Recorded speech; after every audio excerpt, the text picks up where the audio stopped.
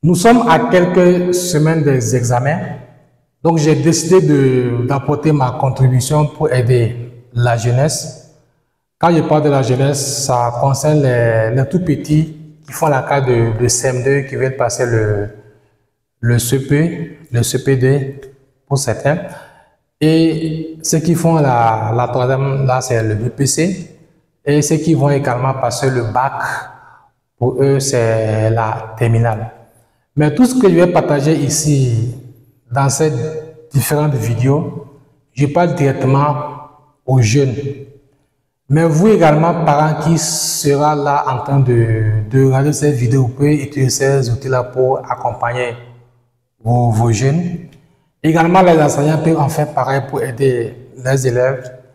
Même ceux qui sont des professionnels qui accompagnent les jeunes peuvent en faire autant avec les vidéos que je vais faire durant tout au long de cette semaine. Avant de commencer, qui suis-je concrètement?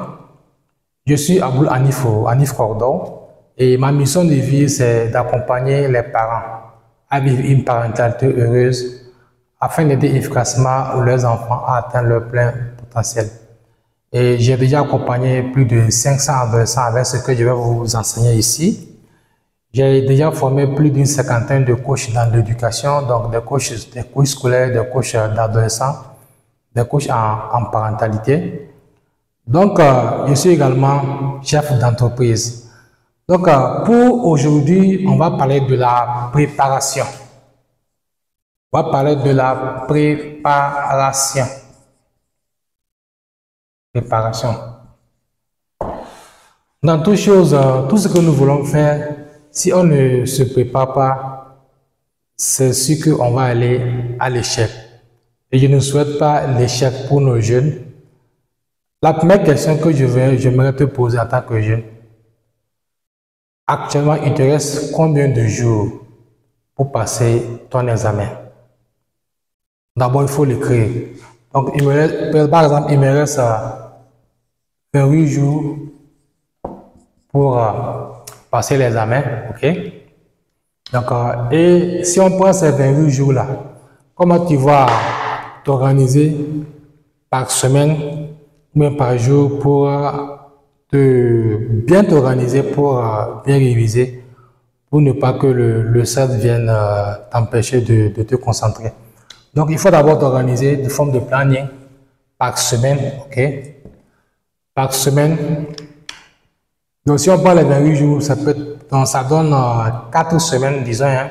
7 fois 4, ça fait 28, 4 semaines que tu vas t'organiser pour aller affronter l'examen.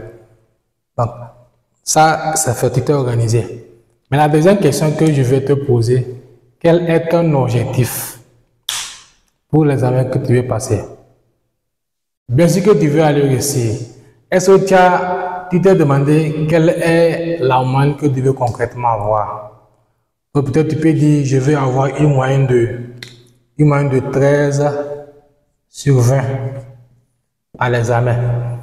Donc tu t'es fixé comme objectif 13 de moyenne, ok? Ça, tu as fait ça, ton objectif c'est d'avoir 13 de moyenne pour réussir à ton examen. Une fois que ça c'est fait, qu'est-ce que tu vas faire maintenant? C'est de lister les matières. De lister tes matières, ok? Donc, tu listes tes matières et voir quelles sont les matières dans lesquelles tu te sens encore plus à l'aise. Là, ce sont tes points forts. Et ensuite, quelles sont les matières dans lesquelles tu penses que tu as tes faiblesses. Donc, c'est essayer de voir. Si je pense que je suis, par exemple, excellent en mathématiques et que je suis faible en anglais, combien je pense que je vais avoir en mathématiques pour pouvoir combler les trous en anglais. Voilà comment vous devez vous organiser. Ok? Donc, je vais essayer de me résumer avec ce que je viens de dire. Donc, c'est de te demander pour la première question, il te reste combien de jours pour passer l'examen? Donc, par exemple, il nous reste 28 jours. Et comment je pense m'organiser durant la semaine. Donc, ça veut dire que tu dois avoir un calendrier obligatoire que tu dois suivre. Deuxième des choses, quel est ton objectif? Quelle est la moyenne que tu veux obtenir à l'examen? Donc ici, j'ai pris un exemple d'un jeune qui veut obtenir une moyenne de 13 sur 20. Donc une fois que ça c'est fait, tu vas lister les matières dans lesquelles vous allez composer. Tu vois les matières dans lesquelles tu te sens à l'aise. Là, ce sont tes points forts. Et les matières dans lesquelles tu vois tes faiblesses.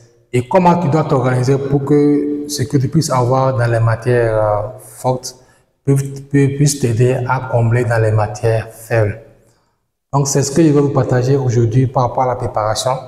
Donc, demain, je vais vous enseigner une technique qu'on appelle la méthode CVS que vous pouvez utiliser pour vous préparer, pour vous conditionner tout au long des 28 jours.